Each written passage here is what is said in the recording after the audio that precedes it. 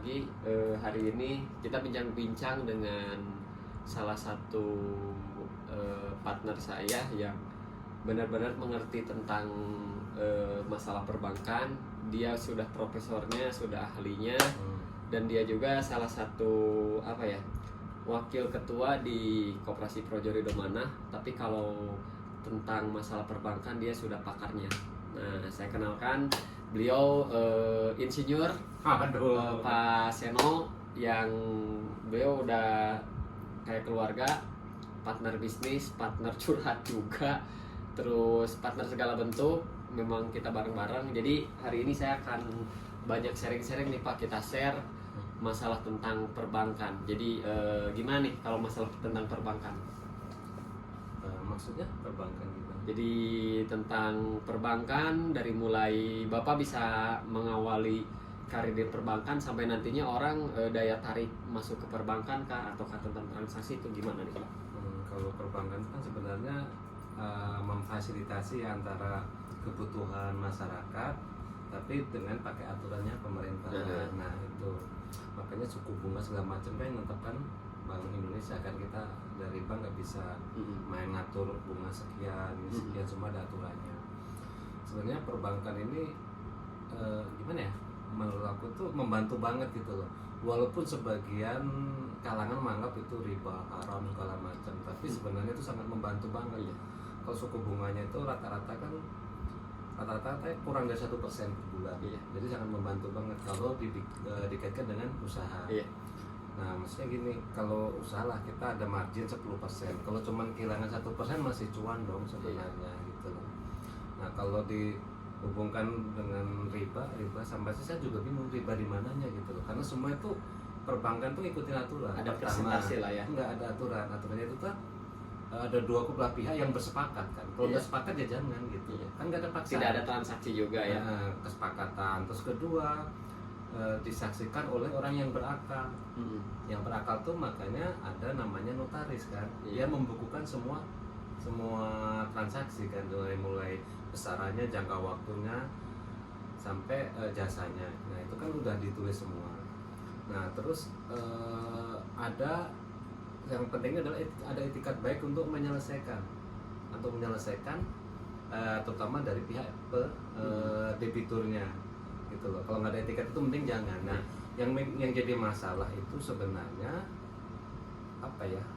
tidak ada kemauan untuk menyelesaikan. Itu jadi masalah itu sebenarnya rata-rata itu. Makanya bank itu selalu menilai itu dari dua sisi, ada kemauan dan kemampuan. Nah bank itu mau ngasih yang mampu dan mau bayar. Kan ada yang mampu tapi nggak mau bayar, ada yang mau bayar tapi nggak mampu. Nah makanya itu bank itu punya analis kan. Nah ini kemampuan keuangannya cukup untuk jual sekian nih. Nah kemauan bayar bisa kita lihat dari mungkin kalau udah kenal lama kita ngobrol, oh ini orangnya karakternya bagus. Nah tapi satu sisi ada namanya bank checking itu juga bermanfaat untuk mengetahui histori daripada orang tersebut. Sebenarnya ada kemauan nggak sih? Makanya kalau banyak bolong-bolongnya berarti dia tuh nggak ada kemauan gitu. Mungkin bisa jadi dia mampu tapi nggak ada kemauan untuk menyelesaikan. Nah itu yang jadi masalah. Nah itu terus zakat dulu. Tapi gini, berbicara perbankan sih tak luput dari ini kalau untuk bagi para wirausaha atau UMKM di level mikro, khususnya di level yang masih merintis ekonomi mandiri, sebenarnya secara tidak sadar itu agak membantu banget. Karena ibaratnya bukan cuman kita dikasih permodalan aja, tapi dengan presentasi yang tidak terlalu besar juga, dengan presentasi yang tadi 0, berapa persen dan lain-lain. Nah kalau secara presentasi ikut andilnya perbankan terhadap usaha-usaha menengah ke bawah lah ya khususnya. Kalau untuk menengah ke atas nanti saya pun akan berbincang itu, karena menengah ke atas kita lagi jalanin juga. Tapi kalau untuk menengah ke bawah kayak khusus ekonomi kerakyatan lah, khususnya ekonomi mandiri, bagaimana nih Pak, apakah lebih besar andilnya perbankan terhadap wirausaha kecil, ataukah memang terjerumus ke ranah-ranah yang memang tadi Bapak bilang? Nah kalau untuk mikro yang untuk menengah ke bawah itu emang ada kesulitannya sendiri di pihak debitur ini kan, maaf kata, secara pendidikan tuh karena belum bagus, makanya dia untuk apa namanya, untuk dokumentasi atau dokumentasi usahanya tuh nggak ada. Macam kayak bon faktur segala macam, karena dia selalu cash kan. Nah ini dibutuhkan orang-orang yang mampu menganalisa itu. Orang perbankan itu benar-benar bisa menganalisa. Nah kebanyakan justru yang aku lihat aja kesalahan di perbankan sendiri, kurangnya edukasi terhadap karyawannya sendiri, juga edukasi terhadap masyarakat gitu loh. Nah edukasi kebanyakan yang saya lihat ya, perhatikan orang-orang pemain di mikro itu atau pemain di level UMKM yang bawah itu, ya itu orang perbankannya hanya asal comot aja, asal rekrut siapa gitu. yang dekat, asal yang bisa dia tarik. Nah gitu. Nah terus kedua, kelemahannya di debitur ini juga, mereka kan terbiasa pegang cash-cashan nih, dan jumlahnya yang terlalu banyak. Tiba-tiba dia dapat uang dalam jumlah yang besar. Anggap biasa dia cuma transaksi di bawah 5 juta, tiba-tiba ada dana dia dapat 100 juta, anggap 200 juta. Nah kebanyakan nasabah itu ya jadi shock finance gitu. Itu dapat lebih besar, kaget gitu. Akhirnya DP-in mobil buat ini buat itu, kadang nggak sesuai pemakainya. Jadi set streamingnya di situ kebanyakan. Endingnya rata-rata uang ada tapi tidak dipakai untuk yang produktif. Tapi yang ada modal dipakai yang konsumtif. Nah, karena shock finance tadi. Betul. Terus gini Pak, kalau solusinya tadi sih menarik banget ya sebenarnya. Jadi evaluasinya kan bukan cuman debiturnya aja ya, tapi karyawan sampai masalah perbankan. Karena kan ibaratnya gini, ketika ngomongin wirausaha, tak luput dari yang namanya mental, tak luput dari yang namanya edukasi, dan tak luput dari yang namanya modal ya. Mau tak mau kita tetap membutuhkan modal. Makanya adanya perbankan itu adalah memfasilitasi masyarakat untuk mensupport gitu kan. Tapi yang tadi nih Pak, kalau solusi konkretnya nih, kalau Bapak lihat, karena Bapak dunia perbankan udah makanan juga ya, cara melihat gini kan, kalau cara melihat debitur kan kita kayak yang saya alami nih Pak, ada orang yang dia punya kapasitas, punya kualitas, secara estimasinya pun sebenarnya sudah termasuk masuk gitu Pak. Ada orang yang dulunya dia berbisnis besar, dia punya kemampuan, punya skill, terus dia punya edukasi tentang pengetahuan bisnis udah dalam, pengalaman lapangan udah dalam gitu. Tapi ketika dia ngedrop, orang perbankan pasti langsung tidak mau. Karena kan maksudnya gini, ada administrasi yang memang itu harus tetap diikuti ya gitu kan. Administrasinya apa, kayak BI checking, cash flow yang tidak berjalan dan lain-lain. Nah, kira-kira nih mensiasatinya supaya bahwa perbankan itu mendukung pengusaha lokal dari yang terbesar terkecil dengan kondisi seperti itu, kira-kira nih Pak ya. Jadi kalau di luar kita administrasi, solusi apa nih Pak kalau memang ini ada pengusaha lokal yang dia punya potensinya bukan main-main, tapi ketika dia memang ngedown tapi dia ada semangat kerja lagi, gimana nih ikutannya perbankan di sini nih? Solusinya gimana nih kalau kata Pak Seno? Kalau solusinya kadang juga kita di lapangan juga kadang berbenturan ya. Satu sisi harus ngikutin aturan, aturan pecing segala macam. Tapi satu sisi orang ini punya peluang besar. Nah gitu itu maksudnya. Nah kadang kalau saya pribadi, makanya tadi dibutuhkan pendidikan untuk para karyawan itu sampai segitunya, sampai dalam banget gitu. Karena masing-masing usaha tuh karakternya pasti beda-beda. Betul. Nah harus paham betul itu. Harus benar-benar tahu lah ya. Kondisi satu sisi kita ada aturan, dia pernah dulu maaf kata pernah jatuh, pernah kepleset, pernah sakit gitu. Tapi kan orang aja bisa sembuh kan. Betul. Usaha pun kita harapkan dia juga bisa sembuh, bisa survive lagi gitu loh. Nah kalau saya sih lebih kadang kalau saya sih tidak menyukai yang sifatnya ilegal ya, maksudnya dibenerin data-datanya nggak perlu lah. Kalau saya lebih baik lihat praktisinya. Saya lihat kalau seandainya saya udah kenal lama, udah saya ingetin untuk dibukukan semua kegiatan usahanya. Dibukukan itu kita akan pelajari historinya kan. Nah nanti kita ajukan ke pimpinan kita dengan begini dia akan begini. Ya mungkin dalam tahap awal nggak akan dapat yang besar dulu karena dia pernah ada histori begitu kan. Tapi itulah salah satu caranya untuk memperbaiki keadaan dia kan. Nah itu cara pertama. Atau cara kedua, kalau dia belum ternyata batchingnya udah parah banget, saya kenalkan ke temen ke temen atau relasi saya yang Investor lah ya. usahanya yang sama kan. Nah nanti saya biaya investornya, investor itu untuk kebiayaan yang ini. Betul, Nah, betul. ujung-ujungnya kita apa ya? Kalau saya lebih suka menyambungkan tali Iya. dari orang yang punya Melihat potensi, ada yang punya dana. Kadang punya dana bingung mau dikemana. Iya. Kalau Tapi tidak ada usaha yang kalau nggak ada usaha kan. Tapi ada juga tipe orang punya usaha tapi tidak didorong dengan modal yang siap. Nah itu, nah makanya nanti dari ini invest ke sini nanti kan ya mau nggak mau harus kita bimbing kan. Betul. Supaya ini jadi hidup lagi kan. Kalau hidup usahanya ini udah bergerak, nanti dari awal tolong dibukukan semua macam apa, pembukuannya bagus, kalau dia terima kwitansi, faktur, nota itu disimpan semuanya, karena itu salah satu bukti kan. Karena Bang akan pelajari historinya orang ini kan, histori keuangannya gitu loh. Kadang beberapa bank emang hanya melihat dari rekeningnya aja kan, tapi kalau aku combine gitu. Betul. Dari rekeningnya masuk, terus dari segala bentuk semuanya lah ya. Bagus. Tapi kalau rata-rata perbankan kan umum ya, kalau umumnya perbankan mau konvensional ataupun syariah, saya sih sebenarnya menarik sekali sih yang tadi Pak Seno bilang bahwa Pak Seno tidak pernah terlalu melihat dari sisi legalitas gitu. Tapi yang Pak Seno lihat itu adalah dari sisi segala aspek. Orang lihat potensi, orang lihat dia punya kemauan, orang punya skill lebih gitu kan, dan orang punya pengalaman tinggi.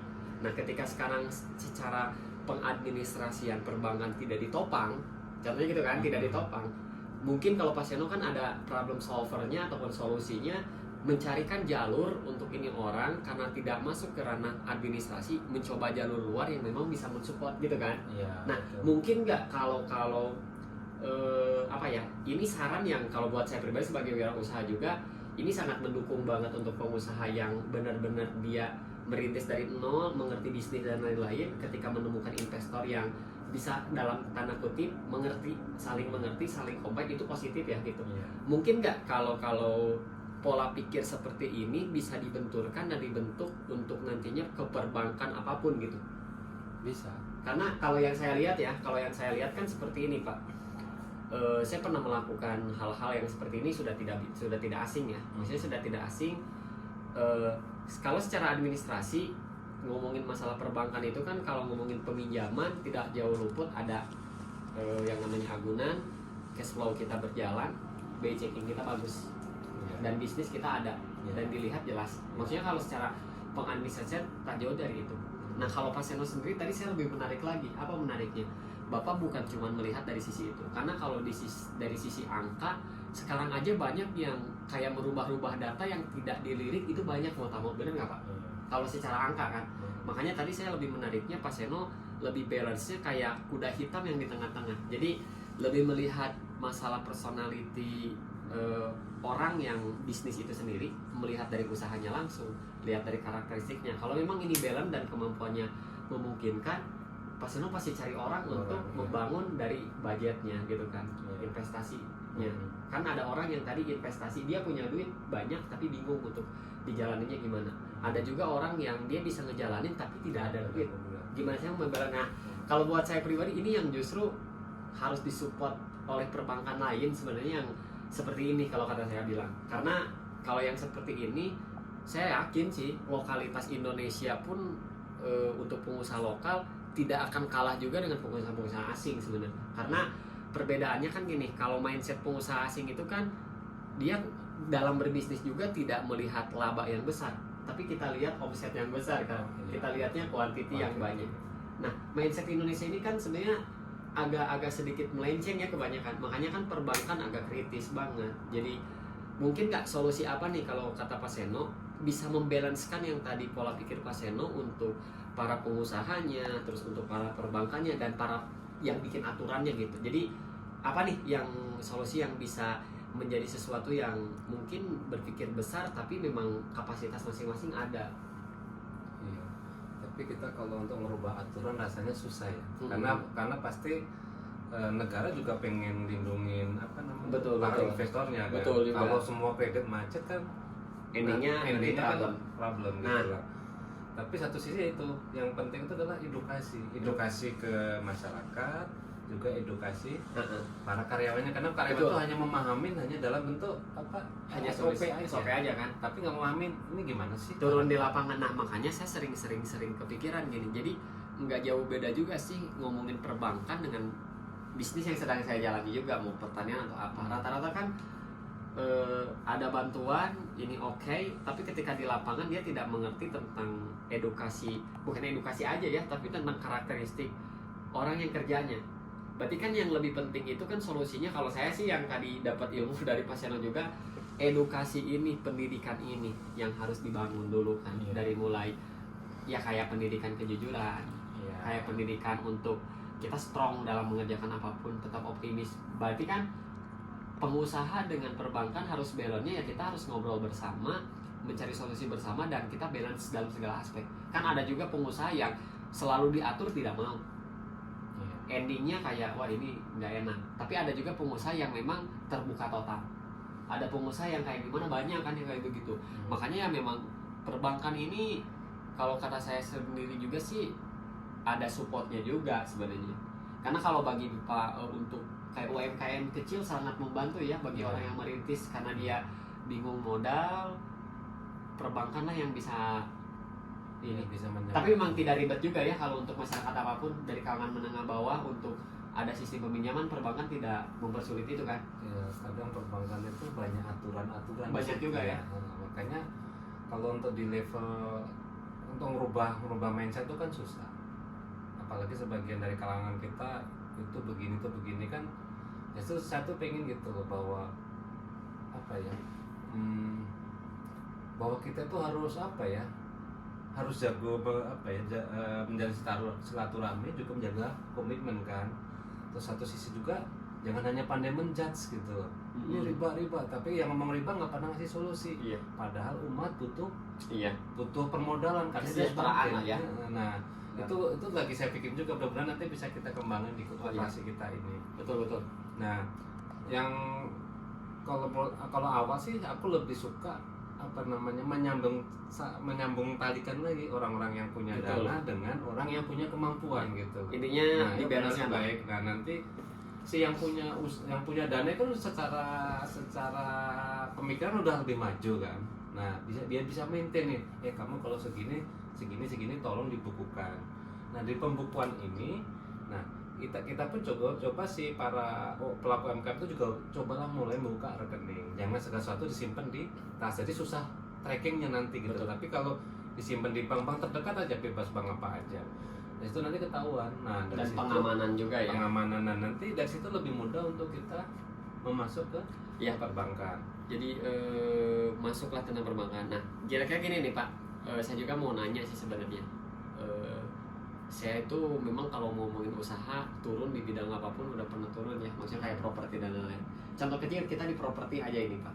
Kalau ngomongin properti kan tidak jauh beda, pasti adanya perbankan ya. Iya. Karena kalau ada orang yang udah dipercaya lewat perbankan, kayak kita sistemnya sudah KYG, kita udah nggak perlu pusing modal. Karena udah punya track record besar dan perbankan cepat gitu. Nah, kira-kira yang tadi agak menarik sih yang tadi Bapak bilang juga, yang digarisbawahi bahwa peminjaman itu apakah riba, apakah itu, tapi di sisi lain untuk menyelamatkan umat banyak kan kesejahteraan dulu perut ya, yang harus dibangun. Pasti tak luput dari yang namanya modal dulu dibenturkan dan lain-lain. Nah, saya tanya Pak, perbedaan antara bank syariah dengan bank konvensional kalau menurut Bapak gimana nih?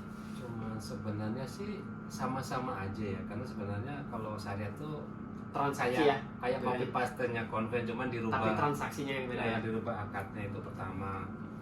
Nah, terus kedua, kalau syariah itu kan ada dewan syariah. Nah, memang sebagian menganggap kalau dewan syariah yang memutuskan, jadi segala risiko nanti di apa? Katanya di akhirat nanti dewan syariah yang bertanggung jawab nanti, gitu loh. Karena nggak mungkin kalau kita meminjamin ke seseorang, ini saya kasih nih ke Pak Ipul 1 miliar, kalau nggak dicicil nggak usah dimarah-marahin, nggak dikasih lebih, mau nggak Pak Ipul? 1 miliar saya balikin lagi 1 miliar 10 tahun kemudian, padahal saya beruntung gitu loh. Saya putar dalam bentuk usaha gitu. Nah nanti aku pengen kayak di koperasi kita ini, saya pengen ini loh, sebenarnya ini pemikiran saya, tapi saya belum banyak berbincang dengan para ulama ya. saya lihat orang-orang kita ini ya, orang-orang kita tuh orangnya sangat apa ya, gotong royongnya jago, dermawan, terus apa ya, sedekahnya bagus, zakatnya bagus. Cuman kadang mereka ragu gitu, mau disalurkan kemana, nyampe apa tidak gitu loh. Ya contohnya gini aja, di pinggir jalan banyak pengemis, kita mau kasih tuh ragu-ragu kan, nanti saya kasih ternyata dia orang kaya yang pekerjaannya mengemis gitu loh. Nah saya tuh pengen menghimpun dana-dana itu, kita dana-dana itu kita pinjamkan ke para pelaku usaha, terutama yang petani, nelayan atau UMKM. Nah itu benar-benar saya mau bikin konsepnya itu tanpa jaminan, tanpa bunga, dibayarnya pas panen. Nah itu kan membantu banget. Nah terus nanti dana dari kumpulkan ini kita akan bentuk dalam apa ya, kayak semacam startup atau gitu, ada webnya gitu, web desainnya, webnya gini. Jadi anggaplah Pak Ipul sedekah atau berapa, anggaplah 100 juta. Nanti ada user ID-nya, Pak Ipul bisa melihat dana itu yang pakai siapa, kemana. Dan situ nanti ditampilkan, dipakai untuk di desa Malangbong, nomor telepon petaninya ininya ini. Nah, lokasinya pun dikasih titik lokasi situ. Jadi kalau ragu bisa di tracking ke situ gitu loh. Nah kalau saya lihat sekarang itu kan banyak yang begitu apa namanya, kayak badan-badan zakat, badan-badan begitu. Tapi kan mereka nggak pernah terbuka, duitnya dapat berapa dan dilarikan kemana kita nggak pernah tahu. Bukan saksi tidak tahu. Bukan sasudon, yang jelas dana haji aja dikorupsi gitu. Tidak ada transparansi. Nah itu bukan, sebenarnya kalau itu terbuka semua, transparan semua, orang itu, betul, orang mau sedekah itu banyak banget, orang mau berbagi itu banyak, karena orang Indonesia itu apa ya, kegotokannya tinggi, terus apa, dermawannya tinggi, cuman mereka kadang takut gitu, takut nggak sampai ya, apa namanya Pak, intinya harus bisa balance juga sih, maksudnya controllingnya harus jadi saling ya, maksudnya kan nyawanya di situ dan saling jaga, tapi tetap transparansi, keterbukaan kan wajib gitu ya. Iya. Nah terus gini Pak, ini nih yang menjadi pertanyaan yang tak luput kan kalau perbankan dengan pemerintah. Ini saya sering-sering kayak ngasih edukasi juga sih sebenarnya ke perbankan, terus ke masyarakat. Kayak contoh gini Pak, kita ada agunan rumah ya. Terus kita dari agunan rumah kita dapat nih angka berapa contohnya kan, kita dapat. Tapi ketika angka berapa kita kan ada tidak ada musibah dan secara transaksi pembayaran agak op. Tapi yang operasional gitu kan. Kalau orang kan gini Pak, kalau dalam berbisnis kan teori saya gini, kalau kita berbisnis dalam arti kekeluargaan, endingnya jangan ngomongin bisnisnya, tapi syariah yang saya tahu ya. Jadi saya pernah turun di dunia perbankan juga, kalau syariah kan kalau rugi barang, masuk barang. Kalau yang saya tahu ya, tapi kalau transaksional kan konvensional tidak. Yang penting ini ada uang, lo mau rugi ya itu urusan lo, bukan urusan perbankan taunya kan ada pemasukan aja. Ini kan masalah transaksi. Nah, kalau saya nanyanya nggak ke jalur itu, tapi lebih ke arah jalur hukum sebenarnya. Jalur hukum dalam artian gini, kebanyakan perbankan ketika ada rumah yang memang contohnya dilelang ataupun tidak ada transaksi. Padahal kan kalau secara aturan hukum yang boleh menyita itu bukan orang perbankan, ya pengadilan. Dan itu pengadilan atau kejaksaan. Karena kejaksaan ini adalah independen, yang nantinya ini permasalahan di mana transaksi seperti apa dan harus dibayar. Terus yang kedua, ketika sekarang dilelang kita ada transaksi berapapun, mau Rp1.000 mau Rp2.000, kalau secara aturan itu udah jelas ada transaksi dan itu perdata. Nah kira-kira gini nih, kebanyakan masyarakat yang endingnya perbankan lagi yang langsung turun, perbankan lagi yang langsung untuk ngesita, padahal itu aturan tidak diperbolehkan, malahan ke secara aturan hukum bisa pidana karena tidak sesuai yang dikerjakan. Nah gimana nih kalau rata-rata kalau solusi kayak begitu Pak? Sebenarnya ini lagi kembali ke edukasi tadi, bahwa sebenarnya apa namanya, kadang ketidaktahuan si nasabah, si debitur ini juga kadang nggak pengetahuan si apa namanya, karyawan banknya juga nggak cukup gitu. Sebenarnya kan bank gini loh, kalau emang telat, yang kooperatif gitu ngasih tahu, saya usaha lagi jatuh, kayak ada wabah corona ini, ngasih tahu ke perbankan, saya lagi kesusahan karena berapa supplier saya berhenti menyuplai, berapa customer saya, ini saya minta kebijakan. Nah itu kadang si kolektor hanya datang marah-marah, nggak ngasih pengetahuan, si nasabah pun juga nggak ngerti harus gimana gitu loh. Mhm. Harusnya si perbankan tuh datang. Nah kenapa apa namanya kok apa jadi gini, kalau udah mulai batuk itu harusnya nasabah hubungin pihak bank, saya mau mulai kurangin usaha saya. Nah nanti kan bisa diajukan, kan bisa restrukturisasi dengan menambah apa namanya pinjaman atau mempanjang jangka waktunya kan. Mungkin, tapi kalau komunikatif seperti itu perbankan terbuka banget. Terbuka banget, tapi semua kebanyakan perbankan ya gitu. terbuka, emang aturannya begitu. Cuman perbankan tuh hanya asal nagih doang, tapi nggak mau ngusel. Nah, kasih edukasi ke maksudnya gini. masyarakat. Jadi saya dapat sih sebenarnya ilmu, bukan cuma ilmu sih, saya dapat lagi referensi tambahan bahwa ternyata kan hampir semua sama-sama aja ya ngomongin perbankan juga kan. Titik temunya itu adalah pertama edukasi antara balance semua, dari mulai debiturnya, karyawan, terus ada juga dari perbankannya, dari masyarakatnya, dan endingnya kan ketika ini dalam satu kesatuan untuk menyatu lah gitu ya. Menyatu tuh kan kayak ini dia mau ada transaksi ke perbankan, mau ada peminjaman, mau tamu, kan kita udah satu loh, Ya, gitu kan. betul. Dan ini yang jadi problematikanya kan bukan pas di sininya, tapi follow up sudah seperti itu. Ini yang sering nonsen, ini yang sering non problem. Karena ngomongin bisnis ya tadi, ketika takarannya dia tidak siap, modal dia besar pun ketika dia secara takaran mental, pendidikan dan lain belum siap, dia susah untuk bisa besar. Iya. Karena bisnis sudah takaran kan gitu. Makanya sedikit lagi Pak satu, kalau bagi anak muda untuk jadi semangat Pak, jadi karena ini juga konten banyak ditonton anak muda juga, umur-umur dari anak SD, SMP, SMA dan lain-lain, apa nih yang bisa jadi motivasi kalau untuk anak muda? Buat usaha Segala bentuk aja, Oh, khususnya usaha lah. ya. Kalau aku lihat ya, kalau saya kan udah bukan orang menilai lagi ya. Sekarang kan orang udah, kalau dulu kan orang kuliah, sekolah kuliah pengen dapat kerjaan kan. Kalau berharap segitu kayaknya sekarang udah nggak zamannya lagi, harus bisa menciptakan gitu. Nah menciptakan tuh sebenarnya gampang. Kalau diajaran agama kan diajarkan sambunglah silaturahmi kan ke siapapun. Nah pertama silaturahmi, nanti akan kebuka semua pintu-pintunya itu. Nah kalau udah kebuka, ya cobalah kerjain bersama-sama, jangan sendirian.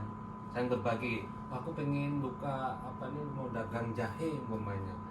Nah aku hubungin petani-petani jahe, aku bergaul dengan para bandar-bandar jahe, para yang mungkin teman kita anaknya yang kerja di perusahaan farmasi atau apa, ngobrol-ngobrol, tanya mau buka perlu jahe nggak? Nah itu harus dibuka dari nol gitu.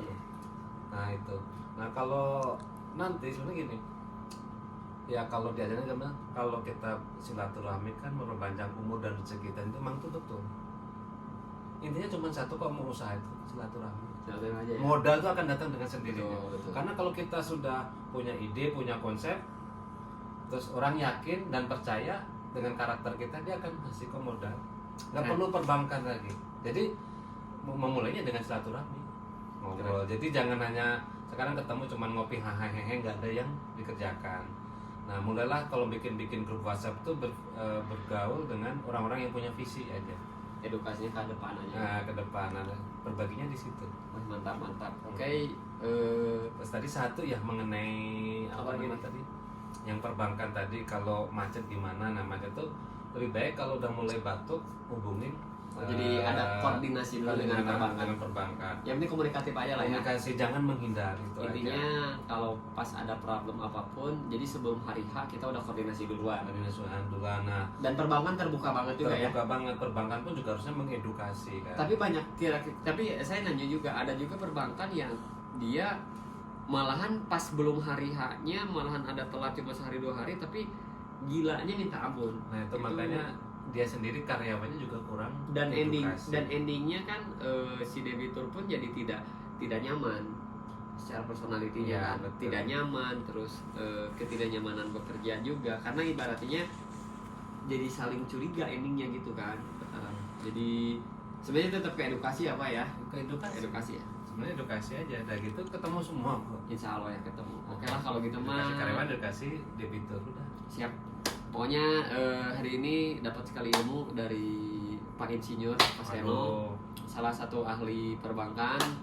Dia juga sudah banyak membantu saya di usaha, masalah tentang dunia perbankan, pengadministrasian dan lain-lain, dan beliau juga wakil ketua di Koperasi Projo Ridho Manah Nasional. Jadi terima kasih ya Pak ya. Ya, oke.